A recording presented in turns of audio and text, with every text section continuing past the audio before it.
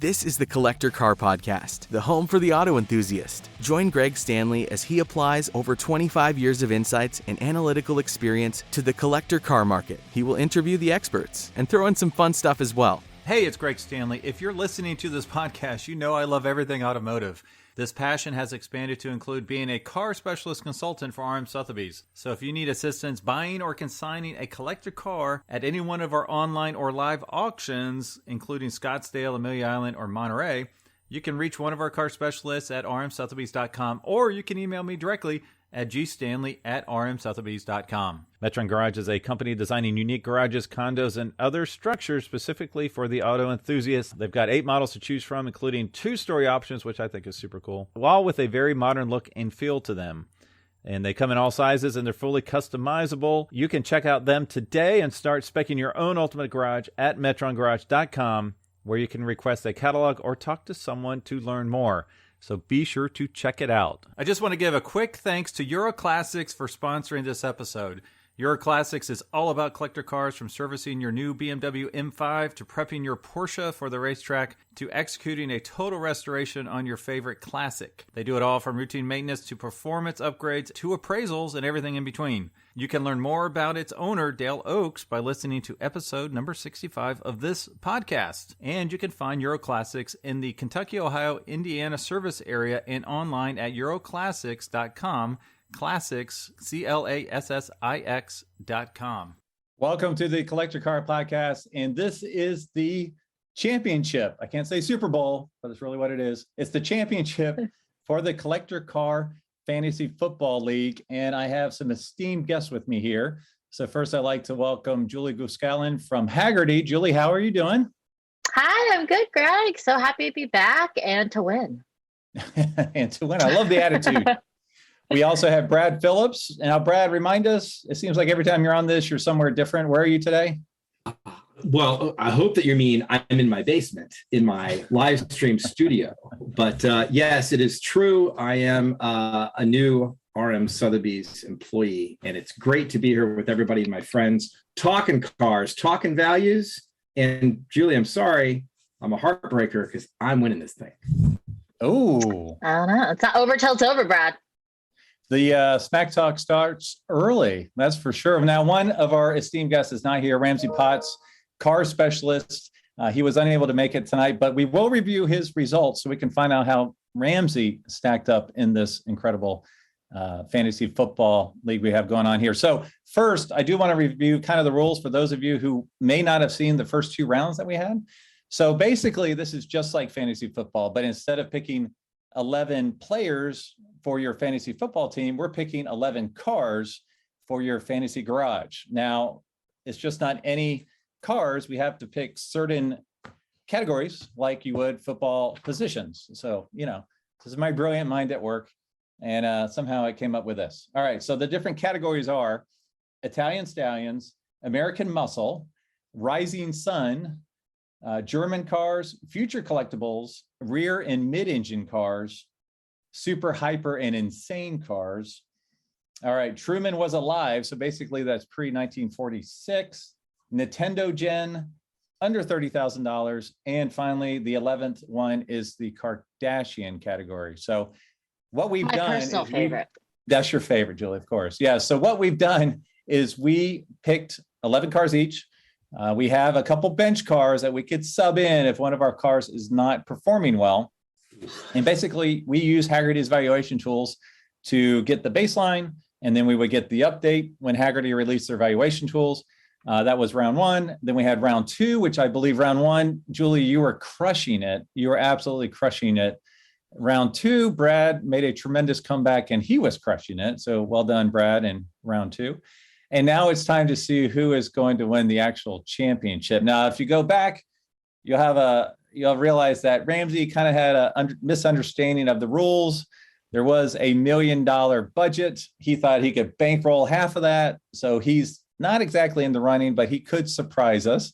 He was outvoted 3-1 that he did not understand it correctly. So we wish Ramsey was here. He's not boycotting because he did not agree with our judgment. So anyways, we'll see how Ramsey shakes out. But before we begin, I just thought I asked Julie, do you have any updates you like to share with the folks that are watching us now?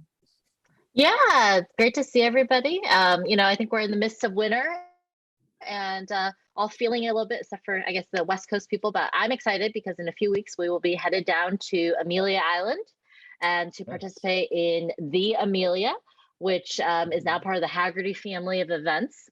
So we're really excited. We're going to kind of kick off with Friday festivities, including RM Sotheby's auction, as well as our tour. Then you get into Saturday, which is a fun car festival. We're going to have Concours de Lemons there and Radwood and a Cars and Community. And then we're also honoring Chip Ganassi, racing legend, Saturday evening. And then, of course, the formal Concours d'Elegance on Sunday. So really exciting stuff. And I hope to see many of you there. And I will be at Hagerty's Dawn Patrol. I missed it last year. I slept in till 5:15. Apparently that was too late. I should have been there at 5 or 4. I don't know what time I need to be. No, you got to set the alarm for 3. Oh, for 3. Well, I will say that is the best event ever, watching those amazing cars come onto the lawn, listen to them pass by, get set up, get the nice donuts and coffee when that's set up. So I will definitely be there. So Brad, what's going on in your world? I'm guessing you will be at the Amelia as well. I will be. Absolutely. We've got a big sale that we're planning on down there. Obviously, it's going to be a lot of fun. We all just came back from Scottsdale Auction Week, and I think kind of universally, everybody did really well. We sold $44 million worth of cars. There were 72 cars in a one-night sale. So we all felt like that was pretty solid. And the market's crazy right now. Yeah. Even in our examples, when you have an 89 560 SL sell for $130,000, and it outperforms a beautiful Ferrari 308 GTB, you kind of look and you go, the market's loony right now. So everybody's winning, everybody's having a great time, and it's fun. People are jazzed about cars, and whether you're on the buy side or the sell side or just go have fun side, it's a great time to be a car person. So let's get in the game. Let's get out there. See you in Florida. Yeah. So my little update is I will be in Florida as well with you both, which will be a lot of fun. And interesting update I have is I did my first ever kind of behind the scenes. What is it like to be a car specialist for RM Sotheby's? And so I'll post that hopefully tonight. But if you go to the Collector Car Podcast YouTube channel, you'll see it.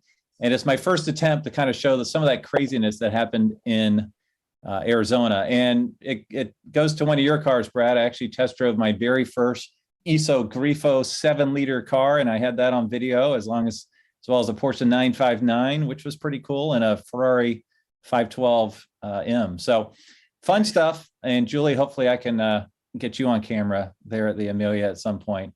It should be a fun weekend. Oh yeah, sure. We will be everywhere. So it'll be fun. Yeah. That's awesome. All right. Well, why don't we go ahead and kick off? We are going to start with your team, Julie, the Socialistas. And we've got a couple pictures here to show. I didn't pull every single car to show on, but we will talk about every car. So why don't you start on your list and tell us how you fared in this championship round? Yeah. So, I don't know how everybody else did. So we're kind of, these are live reactions happening now. I only see my numbers, but I feel pretty good. So in that first category of Italian Stallion, I had selected the 1973 Ferrari 246 GTS. That was a condition value 3 rating on our Hagerty Valuation tools. So the starting value from round 1, or from my very first pick, was $290,000. And now we have ended with a total, I believe, of a 25,000 increase. So I am up by 8.6%. So you are actually up even more than that. You're actually up 10.3%. So congratulations. Oh goodness. Yes. Thank you. These little Dinos have been doing tremendously well. And it's the one Ferrari that doesn't say Ferrari anywhere on it. So if you see a Dino and it's got a Ferrari badge, shame on that owner. Keep it factory correct. Well, like anybody in fashion knows, you're not good with the ubiquitous labels, right? So same goes for Ferraris, in my opinion. I just want to give a quick shout out. We have someone watching from Iraq, and it's 2:00 in the morning there. So we appreciate you tuning in to us. Welcome. Yeah. So then continuing to move forward, next on my list under American, are we doing each round where we talk about each? Just go do your whole thing. Oh, Yep. doing my whole list. Do your Okay. whole list. Good Brad Lord. disagrees. Well, I mean, okay, then I'm going to start interjecting a lot because we got to have some rapport here. Come on. Okay. All right. Well, American Muscle, I mean, this has been, I think, the year of the Bronco. And now, they recently just talked about the Bronco Raptor, I believe, is the next edition, or Renegade, something like that, is the next edition. So really exciting stuff on the new car front. And so I thought, why not also celebrate the original Heritage Bronco, the 1979 Ford Bronco, condition rating 3, starting value 25,600, and that has continued to increase as well. I'm up 37.9% in this last round, I believe. Is that correct? That is correct. And you did something really smart. You used it as your bench car, and you went from a condition 3 to a condition 2, and that really paid off in the end. So for the year, you're up 101.2%. But keep in mind, there's a big valuation jump from a number 3 to a number 2. So kudos to you on that pick and that bench pick. Very good. Thank you. Thank you very much. And let's think about the strategy here also, right? Yeah. So we each had $1 million to play with in the beginning. So to fill our roster of cars, you want to pick a good car. Maybe you can't pick that number 2 or number 1 condition car out of the gate because it would have blown your cap and all that stuff. We all know that the best condition car is going to generally rise up in value the most. So that's why I know in my list, there are a lot of 3s, the occasional 2, just because I was trying to kind of target that mid-range good car and hopefully it catches the wave along with the Concours quality stuff. We'll see if it works. Okay. Well, moving on to the land of the rising sun, or Japanese cars. I have a 1976 Datsun 280Z, condition number 3. That was probably that was my cheapest car pick. It started at 10,700. It has also continued to increase. So it's gained another 44.9% since the last time we talked, which is great. Wow. That's a great pick. I don't have the full total in front of me. Greg, do you've got? It's only up $4,800, but that's still a big percentage because it was only a $10,000 car. So that was a great pick. All right, awesome. What's next? So next in the German class, for me, German cars should always be a Mercedes. But we have a 1995 Mercedes-Benz E500, and that was a condition number 2, starting out for 60,200. And I'm also up again by another 15, almost 15.5%. Last quarter. So I was flat the last round, but I held steady to my Mercedes, and I'm up again. Yeah, great job on that. All right, so our next one, now we do have a picture of this one coming up, the Future Collectible. This was a very interesting pick. Yes. Okay, so this is just a personal favorite because I just thought it was fun. I imagined me taking my kids to the beach in this car. It's been a little bit of a loser, I gotta say. So I picked a 1962 Fiat 500 Jolly, condition number 3. It was more expensive than I had already expected starting out. It started at 46,600, and I think unfortunately I did hit that bubble already. It's continued to lose a little bit, but only by $500 each time.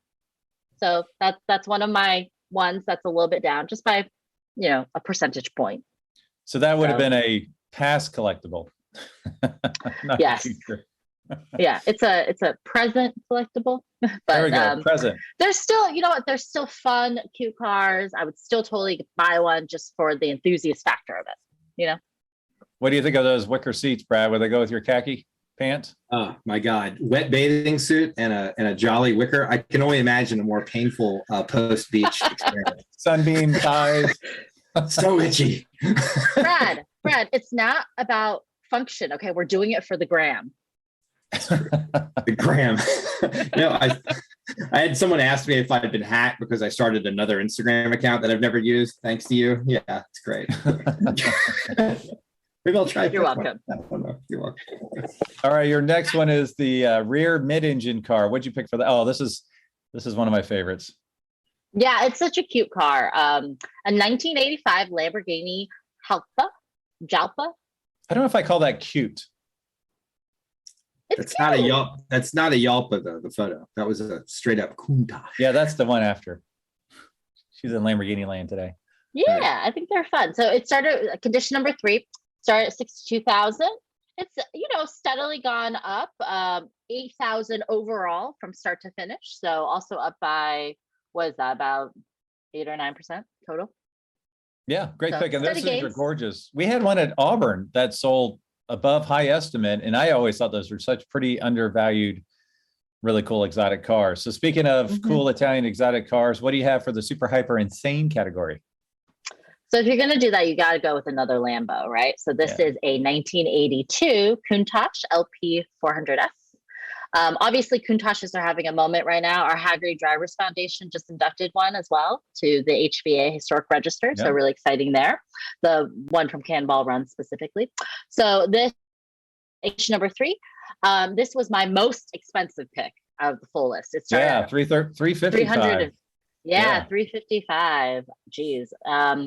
And it's continued to gain in value just steadily, but ever so slightly. So total, it's gained 10,000. So not terrible. I'll take it. Yep. You'll take it. It's a beautiful car, and we have a pretty green one showing. So I don't know where that picture came from, but it's really, really nice. Brad, you're awful quiet. What's the thought on the Countach? I'm just watching all these cars go by, and I'm remembering in the very first episode of this where we were naming cars that we wanted, and if someone else had already picked it, you had to go to your bench. And I remember Countach, this one, I went, yeah, that's my car. That's my poster child from everywhere back. There's somewhere back there's the Rod Cottle Countach picture, the black one with the gold wheels, Oh, wow. Yep. I just think they're the most epic cars ever. And yes, they're incredibly uncomfortable. And unless it's freaking winter out, you're going to sweat to death in it and all that stuff. Don't care. Love those cars. So that was actually really smoked me on that one there. I was really wanted to have now the early ones are great. The 82 is cool. I like the downdraft cars, but we couldn't, it was too close. We couldn't do it. So that was actually the first supercar I ever saw in person was an 83 Countach, white with red interior. It had the spoiler, so I'm okay with the spoiler. It also had the aftermarket front spoiler, which I'm still torn on that. I'm not sure. So, I don't know if I've seen a front spoiler before. Maximum Country Club downforce. All right, that was Julie, like a Wall Street car, though, right? That thing had everything on it. Oh, that's right. Oh, yeah. Had all the stuff on it. Okay. All right, Julie, you got 4 more. This one is your pre-1946. For all of us, this was a really tough one to pick. Yes. So for me, I think, when I think of kind of pre-war, I have to go with Model A. So this is a 1934 Model A. Condition number 3 started at 20,000 and it has stayed flat. I mean, that's what you could hope for in this era, right? I mean, we couldn't throw a doozy in there because that would have blown our entire budget. So exactly. You can, if you stay flat, you're doing good. All right. Next is the Nintendo Gen. Yes. So this is a 1988 Porsche 944 Turbo. Condition number 3, cheaper than I expected, 15,500 starting out, and it's continuing to gain value. So not a lot, just $2,000 all in, but still fair. Yeah, it's a small base, so that's pretty good. All right. Under 30K. So what did you pick for the under 30K? This almost seems like a Brad pick right here. Well, this pick was my love letter to Brad Phillips. A 1977 Saab 99 Turbo. Condition number 2, 12,500. And it's been gaining, I gotta say. So up 22.4% since the last time we met. Yeah. So I think in general, Saabs are having a moment. They across are the board. Actually, they're all your effort is working, Brad. I may actually be outpacing the cost of repairs. We're not sure. I haven't burning all the receipts. I don't really want to know. But All right, now Yes, for your Brad big Phillips finale. is solely responsible for the entire Saab movement. That's right. He's the biggest Apparently. cheerleader. All right, now for your last one for the Kardashian. And now this is one that really had you out the gates quick. Did it sustain itself? Oh, it did. It keeps banking just like the Kardashians do. So this is a 1958 Cadillac Eldorado Biarritz. Look how pretty that is. Biarritz. Yes. Condition number 3 started at 80 grand, has continued to increase. It actually increased by another $26,000 this quarter alone. So I don't have what the total percentage increase is, but this quarter was 32%. Your total for the entire year is up 19.3% on that car. So that was a very good pick. Mhm. All right. Well, I do have your total. Are you ready for drum roll? Your total for this? No, wait. Do the total at the end. Let me do All right, my we'll do the cards total, and then do the total at the end. Come on, let's build the suspense, Greg. Build the suspense. Sorry. You know what I Would not have mean? been good. All right. Thank you, Julie. Wonderful job. Yes. It sounds like you're still doing pretty good in this whole thing. So we'll see how you shake out at the end. I only had one loser and one flat. So, it's pretty good. All right. She feels pretty confident. All right. Speaking about confident, Brad, you're up next. The crankshafters. I don't remember why I picked that, but the Crankshafters it is. That's my team name. I'm sticking by it. So I want also to say, we talk a lot about these cars as values. It's money, it's investment and all that stuff. But I tried my best to pick my cars, not only on that basis, but on what I think are fun and exciting and what enthusiasts want to get out there and do stuff with, right? So Italian Stallion. Yep. The 69 ISO Grifo 7, not liter, litre, 7 litre. And we started that one off. I love it. I picked a condition 3 right up the middle of the value guide from the Hagerty Value Guide. And 444,000 was the beginning. That car today, 495,000. And we did just actually sell one of those in Arizona. And I forget the number that it hit, but I feel like it was in that ballpark or maybe a little more, something, right? 610. Yes. So you That's need to what pick this car juice. for the next time we do this. That's right. So if you'd slot the 610 in, that'll help me. That'd be great. We won't do Yeah, that. no. No. Records are set. Numbers are fixed now. Okay. When Hagerty releases its next valuation guide, we'll take that number. Fine. 495. So 495 versus 444. That's up what? That's 11.5%. on just that one car, right? Very good. Strong. Yeah. And I've got my faith. This is the kind of hybrid I like. You want a big, juicy American motor, a big block, no less, Chevy big block. Yeah. And these had a 390 horse 427, like you would have found in a 67, through 69 Corvette, right? Same thing, big 4-barrel on it. Everything looks majestic in that beautifully styled European body with leather and all that good stuff. Anyway, I love ESOs. The big ones are so cool. All right. My next pick, American Muscle, 92 Dodge Viper RT10. Greg shakes his head because he wanted that car and he couldn't have it. No Viper for you. You stiffed armed me. That was key. I was so excited about that one. And tell us why I was so excited about that one. Well, that started off a value of $33,300. Again, a value level tray. And it is now sitting at $89,600. I was robbed. 92 Vipers. This is the early side curtains, side pipes, sideways driving. It's got nothing on it that you can't handle. So that's what everybody wants. Everybody wants a Viper that is absolutely uncontrollable. And even the later ones that were more refined, they're still basically uncontrollable, but they look cool. So anyway, I'm really glad of that one. That was a good one. And that went up whatever you did. A small caveat though, you did upgrade this one from a 2 to a 1. So that is a little bit of that big increase, but still You're right. Outstanding pick. You're right. I did. I went in and I found a little money later on and I changed my pick as my bench. I raised it up. So yes, 89.6 wasn't necessarily a 3 to a 3. It was a 3 to a 1.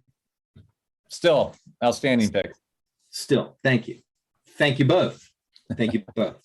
I know you want to. If only I could upgrade my men like you upgrade your cars. I don't know. Where right. Rising Sun. Yeah, no, nobody's touching that one, Julie. Rising Sun. 1991 Toyota Land Cruiser. Everyone right now is talking about getting off and overlanding and doing cool stuff with cars that isn't necessarily on a paved road. So when you talk about a Land Cruiser like this, it's classic enough, but it's got air conditioning and it's dead nuts, reliable, all that good stuff. So I picked that. It was 20 grand, a number 2 condition car. So I went up a little bit in there. And then right now, today, it is at 26,100. Helps out. So not a monstrous amount of appreciation, but I will maintain that these Land Cruisers had already had a really big run before. The hockey stick, and I kind of caught the stick right around here, not down here. So fair enough. Okay, take it. German cars. Think, and I don't know if we have, there it is. Thank you. I'm glad we have a photo of this because the 85 Mercedes 300 TD wagon, the estate. Yes. I love these cars. This is like I've got to make a beer run in Nantucket, and this is the car you take. I love these things. They've gotten really popular, really expensive. These are no longer the realm of Craigslist. These nice examples of these. I think when I was at the Audrain Concours, there was a guy who had a gold one, and it looked just like that, except it was gold. It was gorgeous. And the guy parked next to me, and I talked to him like, oh, that's a really cool car. And he's like, yeah, I've had like 5 people offer to buy it in the last 20 minutes. So I'm like, okay, you don't need me to validate you, apparently. That's fine. You have a sweet spot for wagons in general, I feel like. I do. I like a little caboose in my vehicles. I certainly do. Let's see. So that one, it was a number 3, $13,600, pretty reasonable. And it is skyrocketed to $19,700 for the same condition car. And I'll bet you, I didn't do this, but I'll bet if you go to a number 1 that they've outpaced the number 3s big time, because everybody wants one of these now that is low miles and cream puff and killer, and they're going like crazy. So if you find one of these things, feel free to accost them in your local supermarket parking lot. All right, next is the future collectible, right? Thank you. Yes, Greg. Future collectible. I had picked the 1988 Porsche 924S, which, due to some record-breaking sales over the past couple of years, 924Ss aren't really all that future collectible. People kind of know 924S is cool because it's got that narrow body of the 944, but all the 944 good stuff, the motor and the suspension and all that stuff. So you get really the best of both worlds there. And $8,500 for number 3 went up to $9,200. So a little gain, but I will still maintain it was probably already double the price or better from the previous year. Rear mid-engined. All right. So this one wasn't a big winner for me. I'm thinking of all the Ferraris that have already hit and already lit off and all this stuff. The Ferrari 348 is generally not loved and adored, right? But it's still cool. It's still a pretty neat car. I like it. I figure it's going to catch the wave and go up with everybody. Number 3 was $65,600. You can still pick one of those up for $70,300, which was the same number as last time. So they actually went up and then flattened out. So they've kind of going right across there. So, but that's okay. That's flat. I think we'd like to do a little check here. So far, I have not gone down any. Am I correct? You have not. No. I mean, we're halfway through. Okay, so we're halfway through. Calm down. And yet I've been talking for 40 minutes. How does it always happen that way? Let's see. Okay. Super hyper insane. I remember a bit of debate on this because my version of super hyper insane, I got the biggest eye roll on the planet out of all of you on my 1977 Aston Martin Lagonda Series 2. Here it comes. Here it comes. Now, we let it slide because it's insane design, I guess. I was thinking more performance.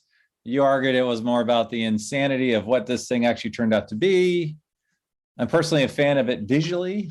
I don't know about mechanically, but pretty cool car. Look at the proboscis on that car. That is the most gorgeous thing ever, right? short rear overhang, long hood. Oh, I love that car. So is there one that even exists in Concours condition, like where they actually had the parts or whatever? Yeah, absolutely. And thanks to the I think it was a tube radio array that made the instrument cluster work. They're DIY repairable if you've ever built an old 1950s television, as I understand it. Yeah, they're fun. And we see there's several of these out there that are Concours condition. They're great. Costs a fortune to keep these things running, but that is also part of the magic. Let's see, number 2 condition car, 74,400, has gone all the way up to 81,800. Oh, wow. So they have gone up a little bit. People are starting to be more discerning about their love of these, and probably another 3 of them rusted into the ground. So the rest of them are worth a little bit more, right? The law of attrition is going to help throughout time. It's interesting that they appreciated just in the last valuation update. So something might be going on out there with Lagondas. Got to keep an eye out for that. I bought some of the. It was obviously because of this show. Right. It was obviously That's because right. of the show and Brad's enthusiasm. Yep. Yeah. Yep. Let's see. Truman was alive pre-war. Come on.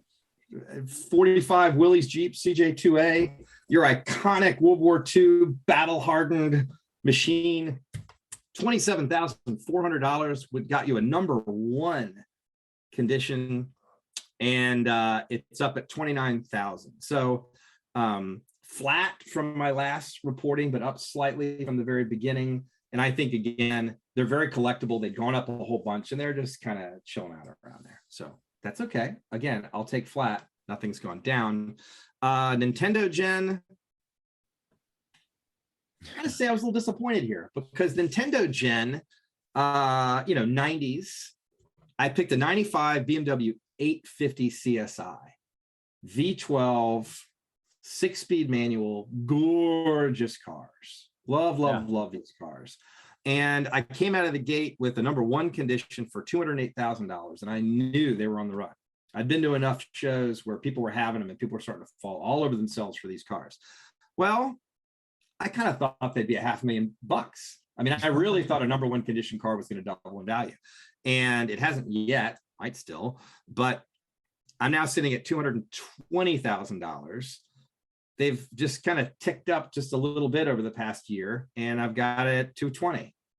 Although I will maintain, I've seen more of them. I've seen other ones sell for more than that, but one sale doth not a market make, as our friend Dave Kinney will say. Up almost 6%. That's not bad.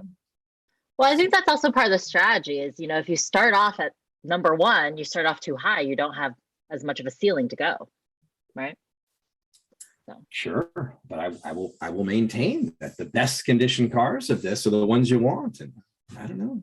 They also go down the fastest, like think about AAR Cudas, and yeah, it's a risky bet.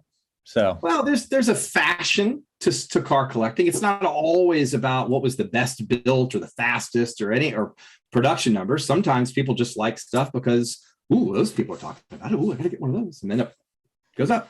What are you gonna do? Right? You're right. All right, under 30K. Boo. And I don't get this one because Ramsey wanted this car and I picked it, and I should let him have it. So 1968 Subaru 360. As a matter of fact, RM had sold one for an egregious amount of money at some sale. It knocked it out of the park. It was a really perfect one, and somebody had to have it.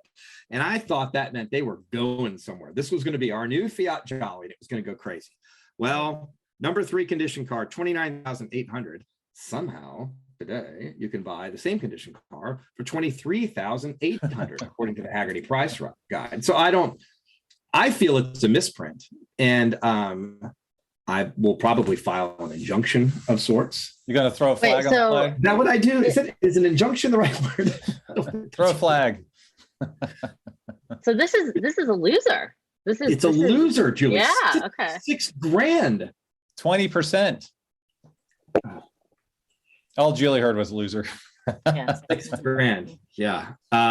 Yeah. Base though. So Right. Hey, good. Better than $1 million car at 20%. That'll hurt you. Yeah. This is, again, $6,000. Rounding error in car collecting. Come on. And then my last one, the Kardashian pick, also had a solid round of boo out of everyone. 1986 Jaguar XJS V12 Coupe, which I love these. People are talking about them a ton. Everybody's realizing that they're not that complicated to maintain, and they're really good. They're really fast. They're fun. Air conditioning's good, all that stuff. 26,600 got you the best number one condition car on the planet back in January of last year. And now that same car is $42,800 according to the price guide, giving me a bump of 60.9% up. 60.9%. So if I don't want to give the big total, but I think it was 2 flats, one kind of lost a couple of bucks, and the rest of them were to the moon, babe. What? Now, see, we debated this one because we're like, what Kardashian would ever be seen in this Jaguar? Like maybe a third cousin removed? Let's be honest. Brad had to Google Kardashian first. Well, that's true. Come on. Now, it's a beautiful car. It's just, I don't know that it's in the realm of what we were thinking. Does it have a replacement 350 V8 or does it have the original engine? Sir, V12 power. Come on. Number one condition. We're not talking about Doc's Jags here, although they make a fine conversion. All right. So we will save your total for later and your total percent up and see where you fall in the rankings here. That sounds great. All right, I'm going to review Ramsey. His name was Flip Flop, fuel injected performance for lots of payoff. So quite a big acronym there. I had an acronym as well, and I don't quite remember why I did it. All right, so let me run through his, and I'll give the big highlights here. He did pretty well, I will have to say. He's performing well in the closing months here. Again, he did not use his entire $1 million, which is why his totals might be a little lower than the rest of us. But his Italian Stallion was a 1990 Alfa Romeo Spider, and that was actually up 19.1%, netting out about $4,000. American Muscle, this was a tough one. This was a tricky one. He's ahead on this one. I mean, he's forward thinking, hence not everybody is there yet with him. 1991 Ford Taurus SHO. I think Hagerty had an article recently on that and how great that engine was. That was actually down 7.7%, which was a little bit surprising. And if you have any comments, you said down 7.7, but that was only $1,200. So, it is what it is. For Rising Sun, he had the 1991 Honda Civic CRX SI. This one was up only 5%. So again, another win, but that was only $900. Condition number 2. And for German, he had a 2001, we should have a picture of this one, BMW M3 Coupe. Now, this was probably one of his bigger winners. This one was up 13.1%. So beautiful car. That's good. I just drove an E46 base 325i, not an M. That's sedan, not a coupe. Cross country, 3,000 miles. And all it did was sip premium and go 90 miles an hour. Those are fantastic cars. I couldn't agree more that that's a good pick. Yeah, I called you and you were like, it's minus 10 degrees out and I just did 100 miles an hour in a car I paid $4,000 for. God love Montana and their 80 mile an hour speed limit. I mean, literally. And I just had dinner at a gas station. Oh yeah. I mean, when I pulled in and you open the doors, it's just like, we're gonna let that air out a while. It's a lot of Slim Jims and Red Bull going on in there, folks. People say, you drive so far by yourself. I'm like, nobody wants to ride in a car with somebody for 3,000 miles. I think the M division is celebrating an anniversary this year too, I believe, for BMW. So all right. A little bit of knowledge there. Good. All right. So for his future collectible, he had a 2011 Aston Martin V8 Vantage S. Now this one actually was down and then up strong and then down again. It ended up netting up 3.7%, $2,200. So for keeping track, he's up 4 out of 5. Now let's see. The next one is the rear mid-engine car. He picked the 1988 Porsche Fiero, brave choice, GT. That was the best year for the Fiero, right when they killed it. Condition 2. So this was flat, and then up 15.1% the latest 4 months. So something's going on in the Fiero market there. Again, it's probably because of the show and Ramsey's pick. Let's see. Super Hyper Insane. He has a 2004 Aston Martin Vanquish. He likes the Aston Martins, that's for sure. Flat, slightly up, slightly down. So he netted at only 1%, $700. So, it's up, but just a smidge. Then when pre-1948, when Truman was alive, 1935 Auburn SC Phaeton, flat, which is basically the best you can hope for in that era. So he was flat on that one. And then the Tendo Gen, the 1986 Mazda RX-7 Turbo, number 2 condition, up 32.4% initially, then flat, and then up 9.8%. So probably his biggest performer. Yes, it was 45.7% total, up $8,400. Oh, wow. And then, yeah, that's a sleeper car right there. And then under 30K, we have the 1994 Porsche 968 Coupe, which he is probably currently driving as we speak, his own personal one. Condition 3, flat, then up 6.7%, and then flat again. So he's up $1,500. And then the last one in his Kardashian category, the 2006 Bentley Continental GT Coupe. You can really tell he likes the English cars by this list. Number 2, up 2% on the first round, up 5.2% in the second round, but unfortunately down 2.8% the last round. So he netted up 4.2%, $1,700. So not a lot of big dollars. He's got some pretty decent percentages here. So out of the 11 picks, he only had 1 flat and 1 negative. So strong showing by Mr. Potts. I like those Bentleys, and I would very much like those to crater further. Sorry, everyone that owns one, because I want a daily one of those things because they're so cool, and it is like driving a 4-wheel drive 600 and some horsepower country club down the road. It's just cool. I think it's one of the prettiest Bentleys ever made, definitely of the modern era. I think they're gorgeous. That is definitely a visually Kardashian car. For sure. All right, so I'm gonna be the last one here. My team was called Oblong V Block. I think I was doing Oblong V Block, so it's different in the car. I don't know. Honestly, can't remember why I came up with that. All right, so we'll start with my Italian Stallion, the 1990 Ferrari Testarossa, condition 3. That was flat at $105,000. Then went up 12.4%. And then it stayed there. So up 12.4%, up $13,000. I'm waiting for the applause. No, man, it's a tough crowd. Well, only because I wanted, that was one of my big picks that I wanted somewhere in my spot out there, and you took it from me, which you're welcome. The next one is a car I've been harping on for a while, the 1970 Plymouth Cuda AAR in the muscle car category. Condition 3, ironically, it was flat first round, then it hit. Then it was up 19.9%, and then it was flat again. So I'm like, all right, I've kind of hit it. So that's up $11,800. That was pretty strong. Rising Sun, this is a big winner right here. 1966 Honda S600 convertible. It was flat at 25.3, then flat at 25.3, and the latest 4 months up 39.9%, up $10,100. I mean, that's a lot for a small little car like that. Any insights from the crew here? They're iconic. They're great. I'm proud they've come up in the market. They're really cool little cars. Absolutely. Problem is I can't fit in one. Yeah, Julie can. I can't.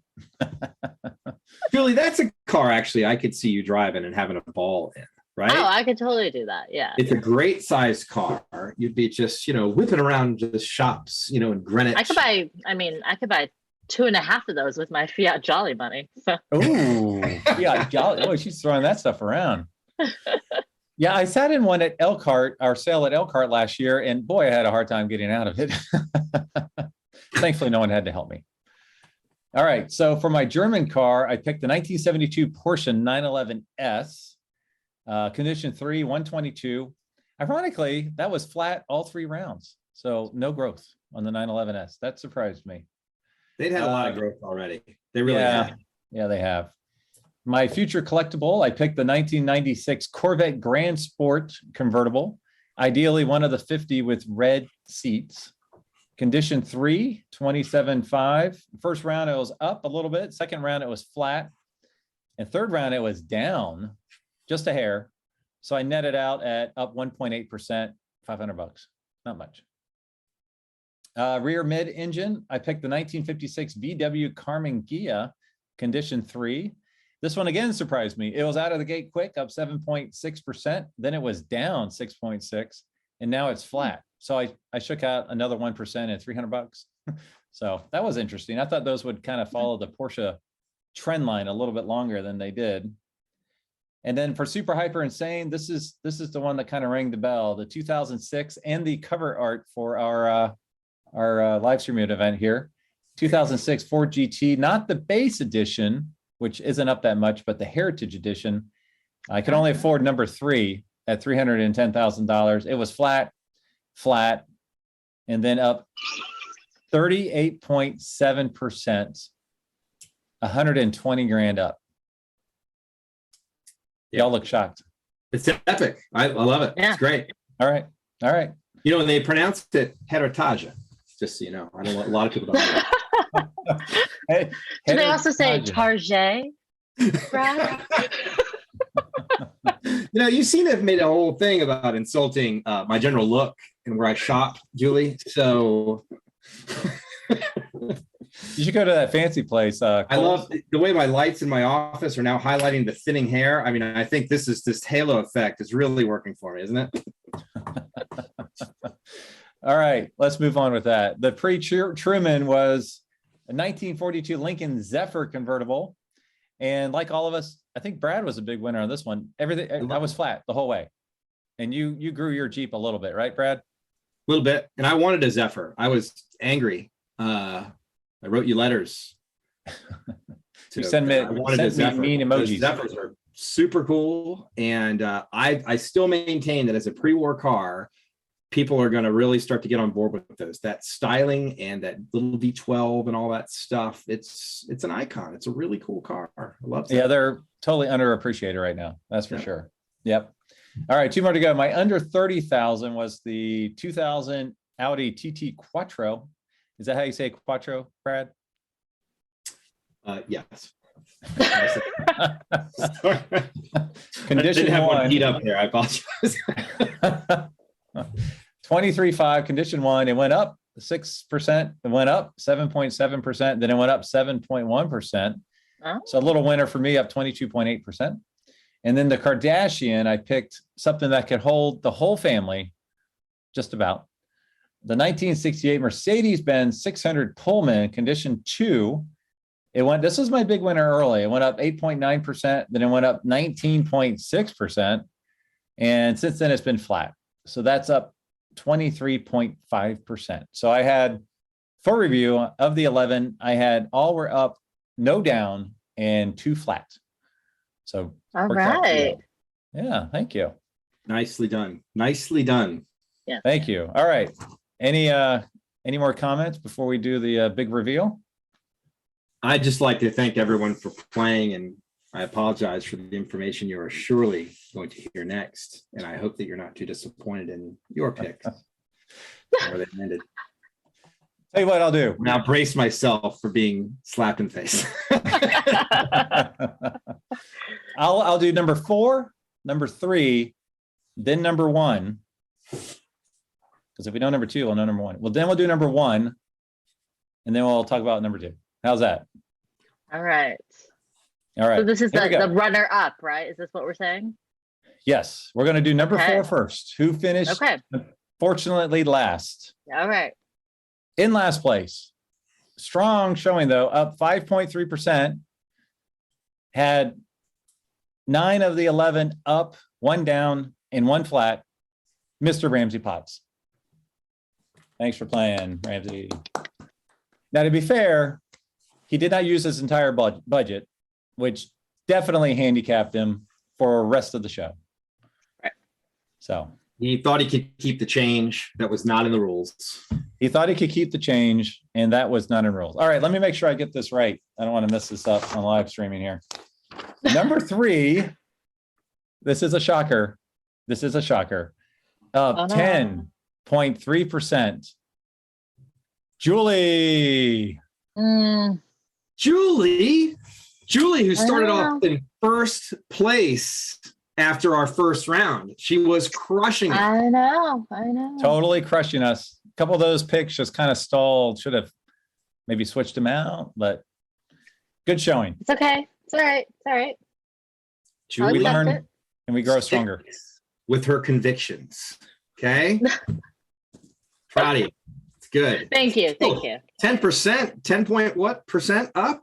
Yeah, I know. 10.3% up. You're beating the market, right? I am. Beating I the am. market. It's true. So that's what some of the fun of this is. Can you tangible assets, people? Can you have a little fun? Put some cash into stuff you can go play with? We want to give it to your broker. It was just an honor to be nominated. Just to be nominated.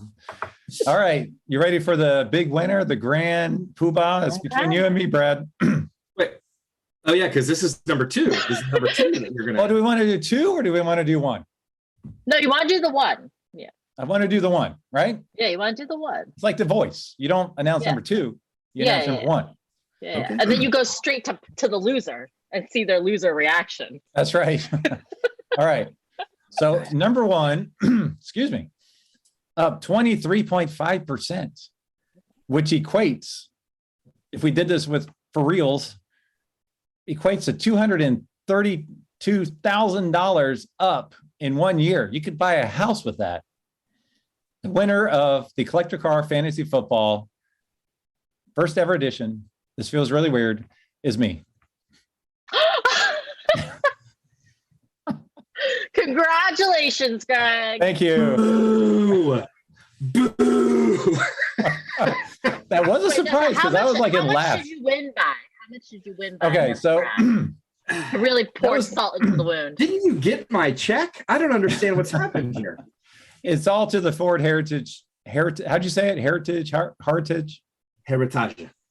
Yes, the GT. I think I was in last place the last 2. Anyways, excuse me. So Brad, you finished up 16.4%, up $156,000. Not So terrible. I only beat you by 70 grand. That's like a jolly. pretty big. That's a big hit there. Big hit. So, Yeah. well, that was a lot of fun. You know, Nice job. Nice Yeah, job. You know, it's congrats. funny.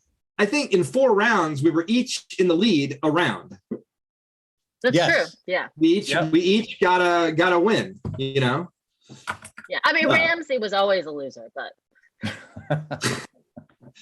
he's denying that right now. I can feel it. I can feel the mojo. he's always been the best. In fairness, he's always been the best dressed. He's throwing his fedora down right now in protest. That's right. That's right. Well, good job to you, Yeah. Greg, and fantastic job to you, Julie, because you stuck with your Thank you. convictions I did. and stylish way as always.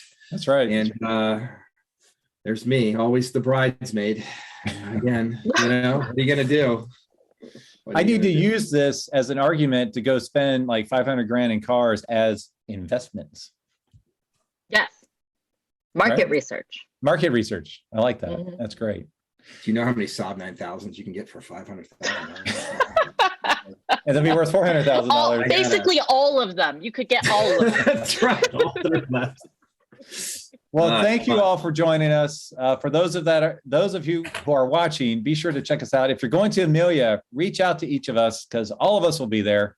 I'm sure Ramsey will be there and talk about how much you enjoyed watching our goofy antics, tracking the Hagerty valuation tools and seeing how our cars would have performed in our collector car garage. So thank you, Julie. Thank you, Brad. Any last Yeah. comments or words? Julie, to you, please. To you, Julie. Oh, just, appreciate this. I thought this was really fun and looking forward to doing this again. And hopefully we can get all you viewers at home involved as well. We need to get everybody involved. I want to see some folks just totally crush us using that data. All right. Absolutely. Thanks all. I'll see you at Amelia. All right, guys. Thank you. Take care. Take care. Thanks for listening to the Collector Car Podcast. Don't forget to give us a nice rating on iTunes and be sure to follow us on Instagram and everywhere else at the Collector Car Podcast.